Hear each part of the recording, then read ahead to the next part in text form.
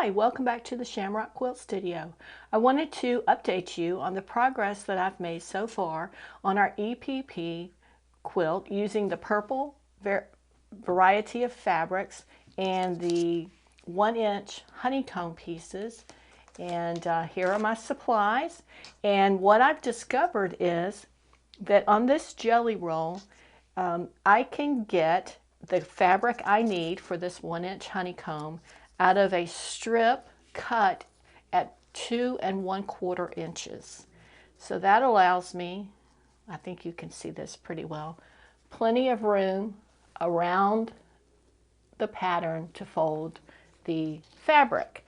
And I've shown this two ways. This one is just clipped, ready to put the basting stitches in. And this one has no extra trimming. You can see those little tails come down into the background. And this one, those little tails have been trimmed a bit, so you don't have quite as much bulk.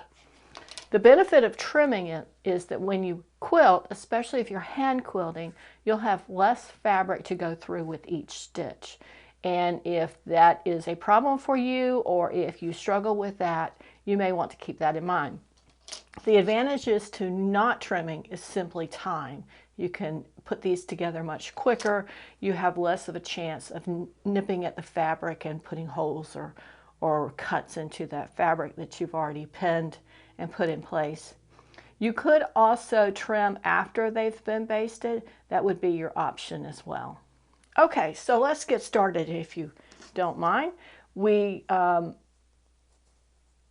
here some pieces that were cut from the first fabric. And it looks like, is that right? 19, 1, 2, 3, 4, 5, 6, 7, 8, 9, 10, 11, 12. Must be about 19 pieces per strip. And if I remember correctly, there's usually 20 or 40 strips in these, depending on the maker and what you're buying. But that's going to be a lot of pieces, and I'm not sure that I want this particular quilt to be huge. Probably it's going to be a lap size quilt or something along that line, something that we can whip out pretty quickly start to finish. So those are cut. What I'm going to do, there's two pieces of each fabric. I'm only going to use one to get started, to get the pieces assembled and then be able to play with the layout to see what works fine. I want to say there's 8 different fabrics in here. So we're going to cut now, and a little tip that I have for you today is that the pieces are going to be 2 1/4 inches long. So I'm going to cut at 4 1/2. Now, that's huge, right? But the reality is, once we make that first cut, now we have this piece and we can just cut it at 2 1/4. And we don't have to reposition the fabric. So that makes it just a little bit faster. You could also double up the fabric and cut it that way. You just have to be careful that you're allowing yourself enough margin outside the pattern piece that if your fabric slips or you miscut a bit, you can still manage with it. So I would not do that if you are limited on your fabric, but if you've got plenty of fabric, that is certainly a way to go. So we've done that. We'll go ahead and keep cutting the darker purple and move on to the others and then start quilting. And I'm sorry, not quilting. We'll start basting. So then once we have these basted. Now, I think I've covered this in some of the other videos, but there are 2 ways to baste. You can glue baste, and by doing that, what you're doing is you're going to put just a dab of glue under the corners to hold them. You certainly could do that with these clips. You could stick that glue in there and then put the clip on it and then move on and then just hold them a while until you get ready to sew them together. You could use the roller glue to glue the fabric to the paper, and I would still, in my opinion, use a clip or something to hold it in place while that glue dries. That way you don't have to worry about it slipping. I've not been a fan of glue basting because I typically use my pattern pieces over and over.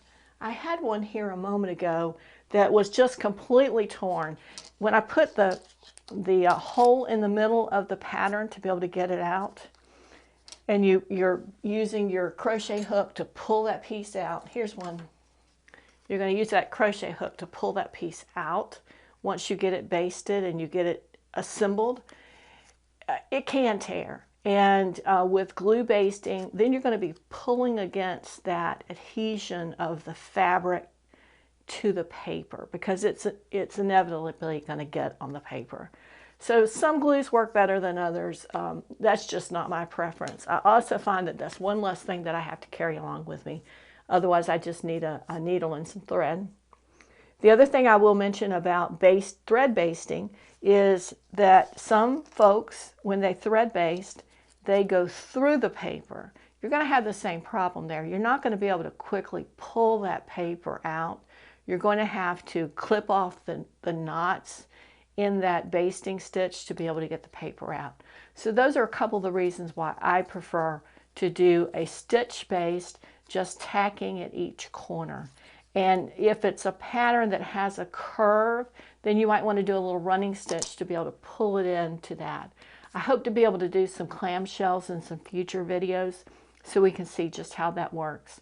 Or maybe even a heart or something, you could see that on that as well. So those are some tips and tricks about getting started with this EPP pattern.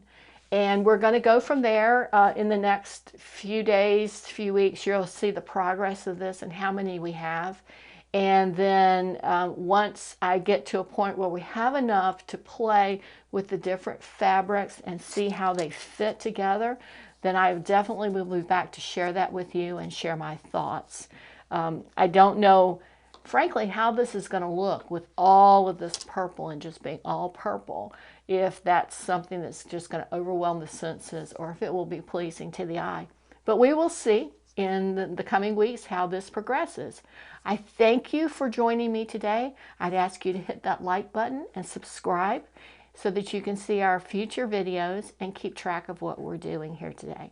Thank you again and have a great day.